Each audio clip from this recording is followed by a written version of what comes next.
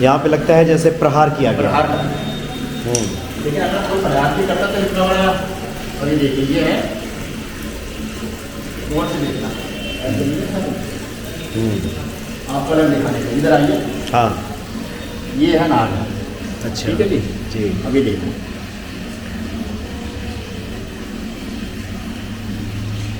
ये देखिए, अगर गौर से आप देखेंगे तो ये ओम जो है अपना आप ही ओम, हाँ हाँ हाँ हाँ देखिए, ये ठीक है, ये आ गया, और ये चंद्रमा का ये ओ की वो, और ये देखिए साहब, ये अपना आप ही है। अच्छा, ये आकृति खुद ये अपना आप ही हो रखा है, किसी ने छेड़ा नहीं, क्योंकि छेड़ता तो ये अपना आप ही टूटता। ये सारा ओम अपने आप से बना। यानी ये ऐसा लग रहा है जैसे स्वयंभू आपने बताया कि भगवान शिव है। हाँ हाँ हाँ हाँ। तो शनिवार के दिन दो चीज़ की पूजा करनी है। एक तो शनि की सरसों का तेल का दीपक, उसके अंदर एक चुटकी काले तिल, थोड़ी सी काली रोज साबुन और तेल का, सरसों के तेल का दीपक शनि महाराज पे जलाना है आपको। अच्छा, ठीक है जी। उसके बाद आपको हनुमान जी का देसी घी का दीपक, ठीक है जी, और गुलदाने का प्रसाद, और बाबा का भोग लगाने के बाद कुछ दक्षिणा जो यथाशक्ति आपके मन में हो, वो दक्षिणा हनुमान जी पे चढ़ानी है। उसके बाद जो भोग लगाया है आपने, वो भोग ले जाके जो भिखारी होते हैं, दरिद्र होते हैं, ठीक है, उनको बांट दीजिए। तो आपके शरीर पे किसी प्रकार का संकट नहीं आएगा। कर्जे से मुक्ति के लिए दो लड्डू का गुलदाने का भोग लगाना बाबा का, और वो हनुमान जी पे चढ़ाना है, और चढ़ाने के बाद उसे ही जो 2 लड्डू हैं वो भिखारी में बांट देना। शरीर के कष्ट निवारण के लिए बजरंग बाण, अच्छा, उसका पाठ कीजिए आप।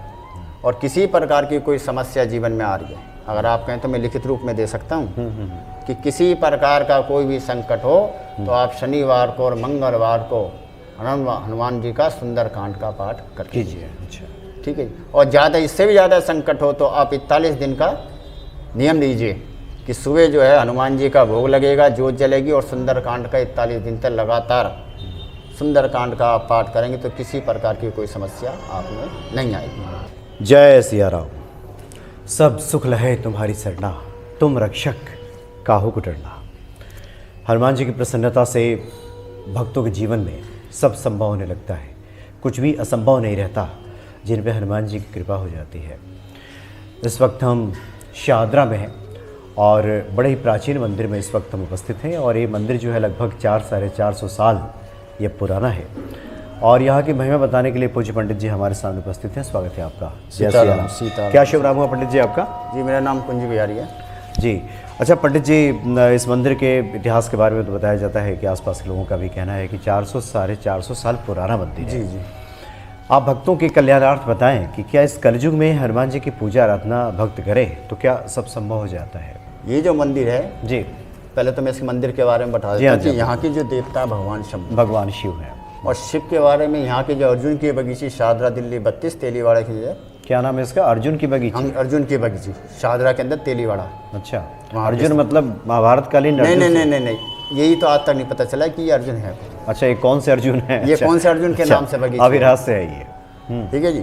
ये 400-450 साल पुराना मंदिर होगा तकरीबन। अच्छा, और अंदर बाबा भोलेनाथ की जो पिंडी है वो स्वयंभू है, उसे किसी ने नहीं लगाया, उसका रहस्य के बारे में नहीं पता। ठीक है जी। पहले तो इस देवता की बात करते हैं, अब हनुमान जी की बात करते हैं। ये जो हनुमान जी की हमारे जो यहाँ पे विग्रह है बाबा की, इनकी मूर्ति में बड़ा ही ज़्यादा, पहले ये मंदिर बहुत छोटा हुआ करता था, तो भक्तों ने प्रयास करके इसे बड़ा कर दिया। तो यहाँ पे क्या है कि हनुमान जी की जो छोटी सी मूर्ति है, ये भी अलौकिक स्वरूप है इसका। अगर इसकी सच्चे मन से कोई बाबा की सेवा करता तो उसकी मुराद पूरी हो जाती है। लेकिन पहला यही है कि ब्रह्मचार्य का पालन होना चाहिए। अगर आपने ब्रह्मचार्य का पालन करके हनुमान बाबा की सेवा करी है तो आपको इसका फल जरूर मिलेगा। अब ये नहीं कि मन में तो राम है, बगल में चूड़ी रख रखी है, फिर कुछ नहीं मिलेगा। फिर ये उल्टा ही जो अपना गधा चला देंगे।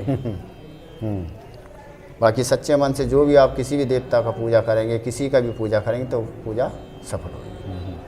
अच्छा पंडित जी, हम जब इस मंदिर में आए अभी जी, तो आपको देखा कि आप जप में लगे हुए थे। जी जी।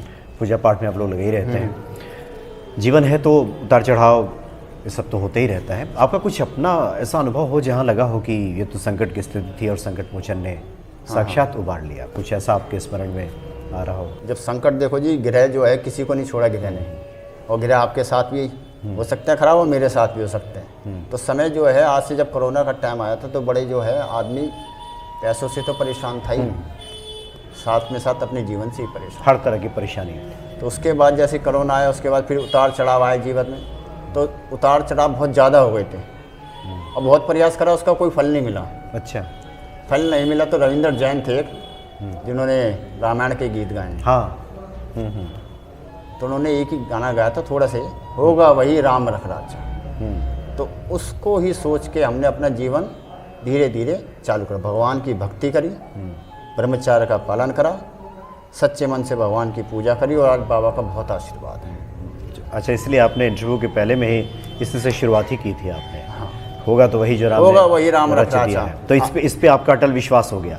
अटल विश्वास है। तो शनिवार के दिन 2 चीज़ की पूजा करनी है। एक तो शनि की, सरसों का तेल का दीपक, उसके अंदर 1 चुटकी काले तिल, थोड़ी सी काली रोज साबुन और तेल का, सरसों के तेल का दीपक शनि महाराज पे जलाना है आपको। अच्छा। ठीक है जी।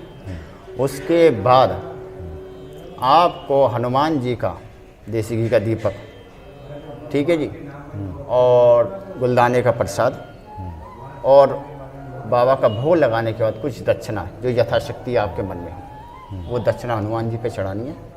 उसके बाद जो भोग लगाया है आपने, वो भोग ले जाके जो भिखारी होते हैं, दरिद्र होते हैं, ठीक है, उनको बांट दीजिए। तो आपके शरीर पे किसी प्रकार का संकट नहीं आएगा। कर्जे से मुक्ति के लिए 2 लड्डू का गुलदाने का भोग लगाना बाबा का, और वो हनुमान जी पे चढ़ाना है, और चढ़ाने के बाद उसे ही जो 2 लड्डू हैं वो भिखारी में बांट देना। शरीर के कष्ट निवारण के लिए बजरंग बाण, अच्छा, उसका पाठ कीजिए आप। और किसी प्रकार की कोई समस्या जीवन में आ रही है, अगर आप कहें तो मैं लिखित रूप में दे सकता हूँ कि किसी प्रकार का कोई भी संकट हो तो आप शनिवार को और मंगलवार को हनुमान जी का सुंदरकांड का पाठ कर कीजिए। अच्छा, ठीक है। और ज़्यादा, इससे भी ज़्यादा संकट हो तो आप 41 दिन का नियम लीजिए कि सुबह जो है हनुमान जी का भोग लगेगा, जोत जलेगी, और सुंदरकांड का 41 दिन तक लगातार सुंदरकांड का आप पाठ करेंगे तो किसी प्रकार की कोई समस्या आप में नहीं आएगी। इस मंदिर के जो देवता हैं भगवान शंभू हैं, उनसे बड़ा संसार में कोई नहीं है, और भगवान शंभू के ही स्वरूप माने जाते हैं हनुमान जी। अगर भगवान शंभू की आराधना करेंगे, उन्हें बुलाएंगे, तो उनका जो बैल होता है उसकी आराधना जरूरी है। किसी देवता को आप बुलाओगे तो उसके वाहन के बिना वो नहीं आ सकता। शंभू की करोगे तो बैल आएगा, अब गणेश जी की करोगे तो चूहे पे आके आएगी सवारी, देवी की करोगे तो शेर आएगा, कार्तिक की करोगे तो मयूर आएगा। लेकिन हनुमान जी एक ऐसे देवता है जिन्हें वाहन की भी आवश्यकता नहीं बनती, और सच्चे मन से कोई भी महावीर का नाम याद करेगा तो वो जरूर आएंगे, आपकी सहायता जरूर करेंगे। लेकिन किसी भी चीज़ के लिए आपके मन में श्रद्धा होनी चाहिए। हनुमान जी को प्रसन्न करने के लिए सबसे पहले उनके जो अधिष्ट हैं, जो देव हैं, राम को ही प्रसन्न करना पड़ेगा। बिना विष्णु को प्रसन्न करें लक्ष्मी नहीं आ सकती। अब आप हनुमान को तो मानेंगे लेकिन राम को नहीं मानेंगे तो नहीं चलेगी। तो हनुमान जी को प्रसन्न करना है सबसे पहले तो भगवान हनुमान चालीसा भी पढ़ते हैं तो हृदय में सबसे पहले राम का नाम जरूर लीजिए, उसके बाद हनुमान जी को प्रसन्न करा जा सकता है। और हनुमान जी को एक बार प्रसन्न कर लिया तो किसी प्रकार का भय, कई तरह के भय होते हैं जी, एक शत्रु भय होता है, ठीक है जी, और सारे भयों का निवारण हनुमान जी स्वयं कर देते हैं। अगर उनको प्रसन्न कर लिया तो किसी प्रकार का भय आपके जीवन में नहीं आएगा, ठीक है जी। और हनुमान जी को प्रसन्न कैसे करना है, तो पहला तो इसका उत्तर यह है कि राम को प्रसन्न कीजिए। उसके बाद हर मंगलवार हनुमान जी पे सिंदूर चढ़ाइए। सिंदूर चढ़ाने के बाद चांदी का वर्ग, उसके बाद आपका जनेऊ, उसके बाद हनुमान जी को भोग जो लाल चीज़ का प्रसन्न, गुलदाना हो गया, उसके बाद हनुमान जी का पान का बीड़ा, ठीक है जी, फूलों की माला गुलाबी, और उसके बाद हनुमान चालीसा का पाठ। आप इसे लगातार करके देखिए तो सारे संकट आपके मिट जाएंगे। मतलब मंगलवार से इसको शुरू किया जा सकता है। मंगलवार से शुरू करिए। और शनि की अगर ज़्यादा पीड़ा है तो शनिवार वाले दिन भी आप करेंगे तो सारे शनि भी अलग हो जाएगा।